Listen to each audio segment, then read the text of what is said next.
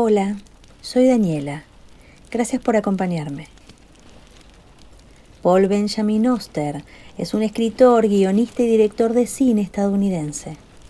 Sus textos han sido traducidos a más de 40 lenguas.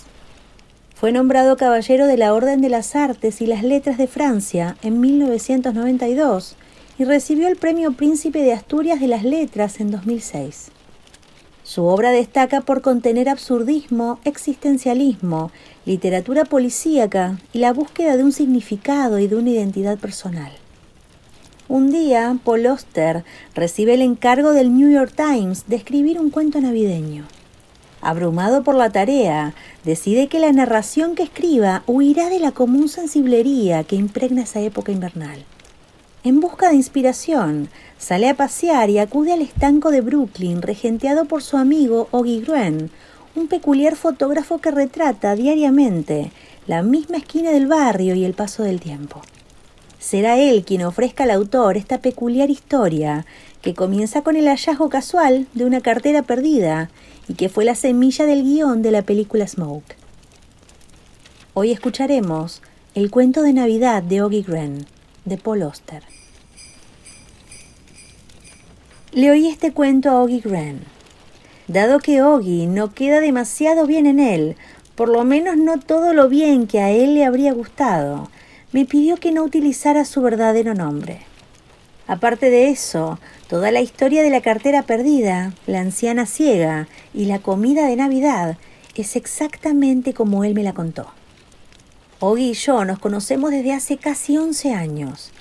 Él trabaja detrás del mostrador de un negocio en la calle Kurt, en el centro de Brooklyn, y como es la única tienda que tiene los puritos holandeses que a mí me gusta fumar, entro allí bastante a menudo. Durante mucho tiempo apenas pensé en Oggy Gruen.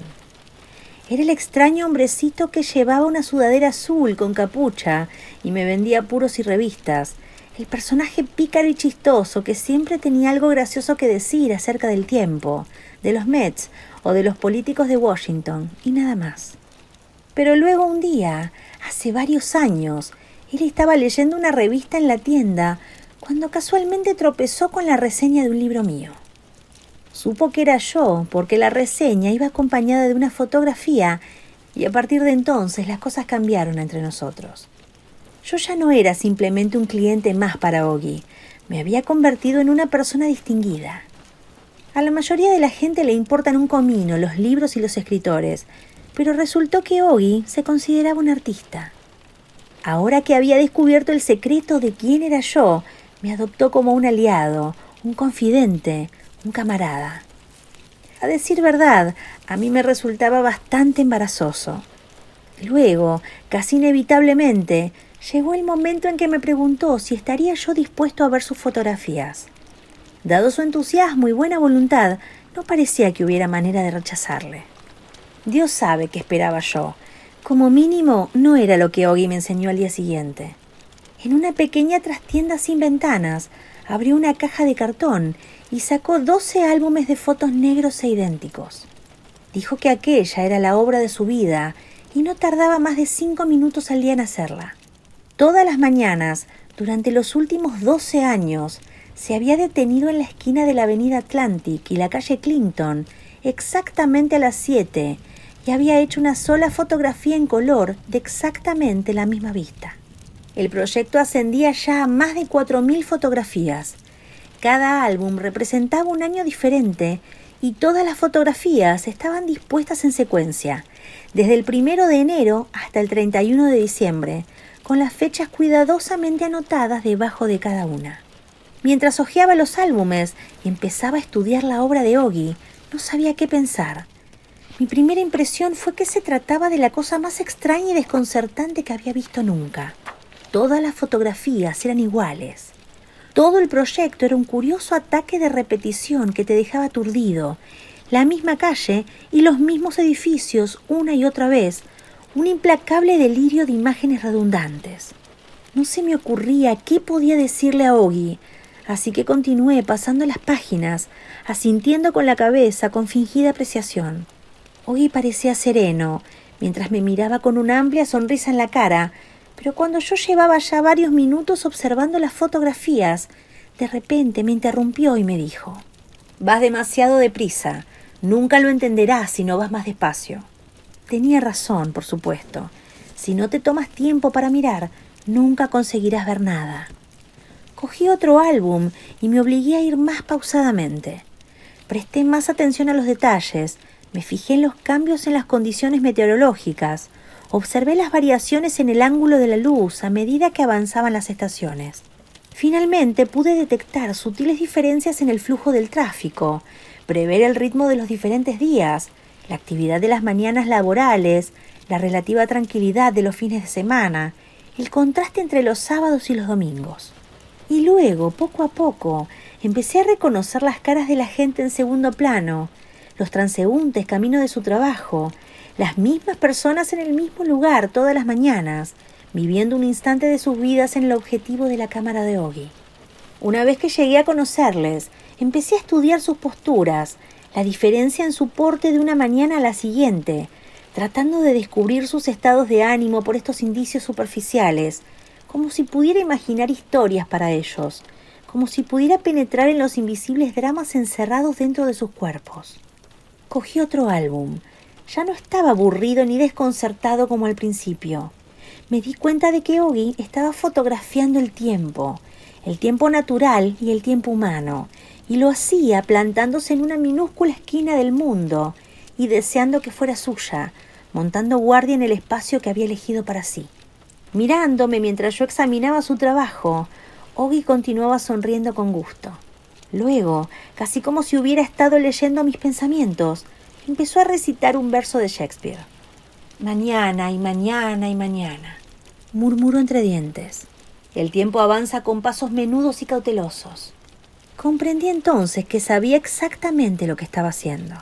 Eso fue hace más de 2000 fotografías. Desde ese día, Augie y yo hemos comentado su obra muchas veces, pero hasta la semana pasada no me enteré de cómo había adquirido su cámara y empezado a hacer fotos. Ese era el tema de la historia que me contó y todavía estoy esforzándome por entenderla. A principios de esa misma semana me había llamado un hombre del New York Times y me había preguntado si querría escribir un cuento que aparecería en el periódico el día de Navidad. Mi primer impulso fue decir que no, pero el hombre era muy persuasivo y amable, y al final de la conversación le dije que lo intentaría. En cuanto colgué el teléfono, sin embargo, caí en un profundo pánico. ¿Qué sabía yo sobre la Navidad? Me pregunté. ¿Qué sabía yo de escribir cuentos por encargo? Pasé los siguientes días desesperado, guerreando con los fantasmas de Dickens o Henry y otros maestros del espíritu de la Navidad. Las propias palabras «cuento de Navidad» tenían desagradables connotaciones para mí, en su evocación de espantosas efusiones de hipócrita sensiblería y melaza. Ni siquiera los mejores cuentos de Navidad eran otra cosa que sueños de deseos, cuentos de hadas para adultos, y por nada del mundo me permitiría escribir algo así. Sin embargo, ¿cómo podía nadie proponerse escribir un cuento de Navidad que no fuera sentimental? Era una contradicción en los términos, una imposibilidad, una paradoja.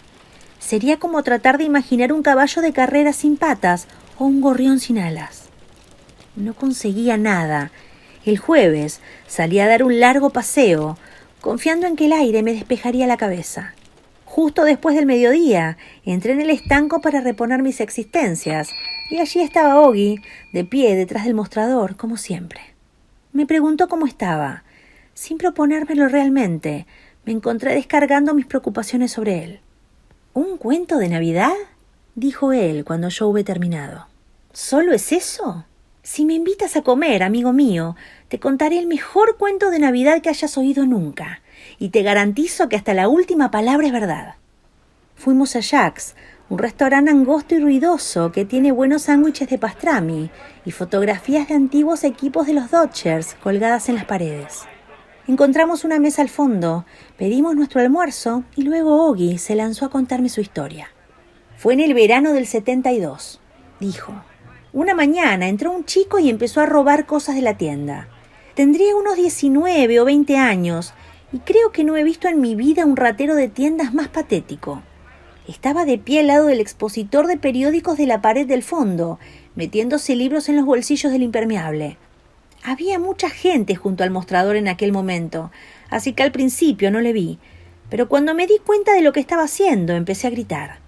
Echó a correr como una liebre, y cuando yo conseguí salir de detrás del mostrador, él ya iba como una exhalación por la avenida Atlantic. Le perseguí más o menos media manzana y luego renuncié. Se le había caído algo, y como yo no tenía ganas de seguir corriendo, me agaché para ver lo que era. Resultó que era su cartera. No había nada de dinero, pero sí su carnet de conducir junto con 3 o 4 fotografías. Supongo que podría haber llamado a la poli para que la arrestara. Tenía su nombre y dirección en el carnet, pero me dio pena. No era más que un pobre desgraciado, y cuando miré las fotos que llevaba en la cartera, no fui capaz de enfadarme con él.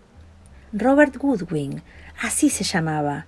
Recuerdo que en una de las fotos estaba de pie rodeando con el brazo a su madre o abuela. En otra estaba sentado a los 9 o 10 años vestido con un uniforme de béisbol y con una gran sonrisa en la cara. No tuve valor. Me figuré que probablemente era drogadicto, un pobre chaval de Brooklyn sin mucha suerte, y además, ¿qué importaban un par de libros de bolsillo? Así que me quedé con la cartera. De vez en cuando sentía el impulso de devolvérsela, pero lo posponía una y otra vez y nunca hacía nada al respecto. Luego llega la Navidad y yo me encuentro sin nada que hacer. Generalmente el jefe me invita a pasar el día en su casa, pero ese año él y su familia estaban en Florida visitando a unos parientes. Así que estoy sentado en mi piso esa mañana, compadeciéndome un poco de mí mismo, y entonces veo la cartera de Robert Goodwin sobre un estante de la cocina. Pienso, ¿qué diablos? ¿Por qué no hacer algo bueno por una vez? Así que me pongo el abrigo y salgo para devolver la cartera personalmente. La dirección estaba en Byron Hill, en las casas subvencionadas. Aquel día helaba, y recuerdo que me perdí varias veces tratando de encontrar el edificio. Allí todo parece igual, y recorres una y otra vez la misma calle pensando que estás en otro sitio. Finalmente, encuentro el apartamento que busco y llamo al timbre. No pasa nada. Deduzco que no hay nadie, pero lo intento otra vez para asegurarme. Espero un poco más, y justo cuando estoy a punto de marcharme, oigo que alguien viene hacia la puerta arrastrando los pies. Una voz de vieja pregunta quién es, y yo contesto que estoy buscando a Robert Goodwin. «¿Eres tú, Robert?», dice la vieja, y luego descorre unos 15 cerrojos y abre la puerta. Debe tener por lo menos 80 años, quizá 90, y lo primero que noto es que es ciega. «Sabía que vendrías, Robert», dice. «Sabía que no te olvidarías de tu abuela Ethel en Navidad». Y luego abre los brazos como si estuviera a punto de abrazarme. Yo no tenía mucho tiempo para pensar, ¿comprendes? Tenía que decir algo deprisa y corriendo, y antes de que pudiera darme cuenta de lo que estaba ocurriendo, oí que las palabras salían de mi boca. «Está bien, abuela Ethel», dije. «He vuelto para verte el día de Navidad». No me preguntes por qué lo hice. No tengo ni idea. Puede que no quisiera decepcionarla o algo así. No lo sé. Simplemente salió así, y de pronto aquella anciana me abrazaba delante de la puerta y yo la abrazaba a ella. No llegué a decirle que era su nieto. No exactamente, por lo menos, pero eso era lo que parecía. Sin embargo, no estaba intentando engañarla. Era como un juego que los dos habíamos decidido jugar sin tener que discutir las reglas. Quiero decir que aquella mujer sabía que yo no era su nieto Robert. Estaba vieja y chocha, pero no tanto como para no notar la diferencia entre un extraño y su propio nieto. Pero la hacía feliz fingir, y puesto que yo no tenía nada mejor que hacer, me alegré de seguirle la corriente. Así que entramos en el apartamento y pasamos el día juntos. Aquello era un verdadero basurero, podría añadir, pero ¿qué otra cosa se puede esperar de una ciega que se ocupa ella misma de la casa? Cada vez que me preguntaba cómo estaba, yo le mentía. Le dije que había encontrado un buen trabajo en un estanco. Le dije que estaba a punto de casarme. Le conté 100 cuentos chinos, y ella hizo como que se los creía todos. «Eso es estupendo, Robert», decía, asintiendo con la cabeza y sonriendo. «Siempre supe que las cosas te saldrían bien». Al cabo de un rato empecé a tener hambre. No parecía haber mucha comida en la casa, así que me fui a una tienda del barrio y llevé un montón de cosas. Un pollo precocinado, sopa de verduras, un recipiente de ensalada de patatas, pastel de chocolate, toda clase de cosas. Ethel tenía un par de botellas de vino guardadas en su dormitorio, así que entre los dos conseguimos preparar una comida de Navidad bastante decente. Recuerdo que los dos nos pusimos un poco alegres con el vino, y cuando terminamos de comer fuimos a sentarnos en el cuarto de estar, donde las butacas eran más cómodas. Yo tenía que hacer pis, así que me disculpé y fui al cuarto de baño que había en el pasillo. Fue entonces cuando las cosas dieron otro giro. Ya era bastante disparatado que hiciera el numerito de ser el nieto de Ethel, pero lo que hice luego fue una verdadera locura y nunca me he perdonado por ello.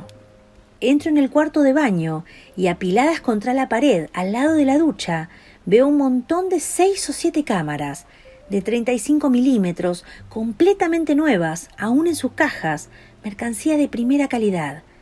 Deduzco que eso es obra del verdadero Robert, un sitio donde almacenar botín reciente. Yo no había hecho una foto en mi vida y ciertamente nunca había robado nada, pero en cuanto veo esas cámaras en el cuarto de baño, decido que quiero una para mí. Así de sencillo, y sin pararme a pensarlo, me meto una de las cajas bajo el brazo y vuelvo al cuarto de estar. No debía ausentarme más de unos minutos, pero en ese tiempo la abuela Ethel se había quedado dormida en su butaca. Demasiado chianti, supongo. Entré en la cocina para fregar los platos y ella siguió durmiendo a pesar del ruido, roncando como un bebé. No parecía lógico molestarla, así que decidí marcharme. Ni siquiera podía escribirle una nota de despedida, puesto que era ciega y todo eso, así que simplemente me fui. Dejé la cartera de su nieto en la mesa, cogí la cámara otra vez y salí del apartamento. Y ese es el final de la historia. ¿Volviste alguna vez?, le pregunté. Una sola, contestó. Unos 3 o 4 meses después, me sentía tan mal por haber robado la cámara que ni siquiera la había usado aún. Finalmente tomé la decisión de devolverla, pero la abuela Ethel ya no estaba allí. No sé qué le había pasado, pero en el apartamento vivía otra persona y no sabía decirme dónde estaba ella. Probablemente había muerto. Sí, probablemente. Lo cual quiere decir que pasó su última Navidad contigo. Supongo que sí. Nunca se me había ocurrido pensarlo. Fue una buena obra, Oggy. Hiciste algo muy bonito por ella. Le mentí y luego le robé. No veo cómo puede llamarle a eso una buena obra. La hiciste feliz, y además la cámara era robada. No es como si la persona a quien se la quitaste fuese su verdadero propietario. Todo por el arte, Paul? Yo no diría eso, pero por lo menos le has dado un buen uso a la cámara. Y ahora tienes un cuento de Navidad, ¿no? Sí, dije. Supongo que sí. Hice una pausa durante un momento, mirando a Oggy, mientras una sonrisa malévola se extendía por su cara.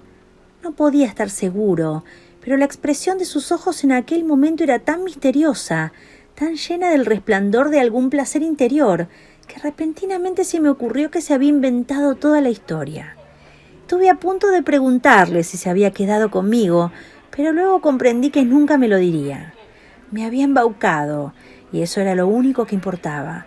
Mientras haya una persona que se la crea, no hay ninguna historia que no pueda ser verdad. Eres un as, Oggy, dije. Gracias por ayudarme.